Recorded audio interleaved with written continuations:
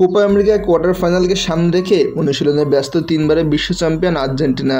দলের বাকি খেলোয়াড়দের চেয়ে সবার নজর এখন ইনজুরি আক্রান্ত লিওনেল মেসির দিকে। কোয়ার্টার ফাইনালে খেলার জন্য মেসি পুরোপুরি প্রস্তুত হবেন কিনা তা নিয়ে ভাবছে অনেকেই। নির্ধারক ম্যাচের আগে মেসিকে পুরোপুরি ফিটনেস ফেরাতে মরিয়া আর্জেন্টিনা। শুক্রবার 5 জুলাই কোয়ার্টার ফাইনালে ইকুয়েডরের মুখোমুখি হবে আর্জেন্টিনা। কোপা আমেরিকায় চিলির বিপক্ষে খেলার সময় চোটে পড়েন মেসি।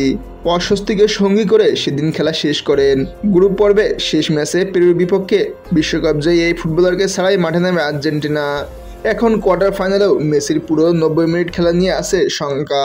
কোয়ার্টার ফাইনালে দলের অধিনায়ক ও সেরা খেলোয়াড়কে মাঠে পেতে মরিয়া স্কুলোনি। আর্জেন্টিনার স্থানীয় গণমাধ্যম জানিয়েছে বর্তমানে আগের চেয়ে ভালো অবস্থানে রয়েছে মেসি। বল নিয়ে অনুশীলনও দেখা গেছে তাকে। ইকুয়েডরের বিপক্ষে মেসিকে খেলাতে শেষ মুহূর্ত পর্যন্ত অপেক্ষা করবে স্কুলোনি। যদি কোনো কারণে মেসিকে শুরু থেকে খেলানো সম্ভব না হয় সেক্ষেত্রে তাকে বেঞ্চ থেকে মাঠে নামাবেন কোচ। আর মেসি বেঞ্চে থাকলে দলের অধিনায়কত্ব করবেন আঞ্জেল ডি মারিয়া।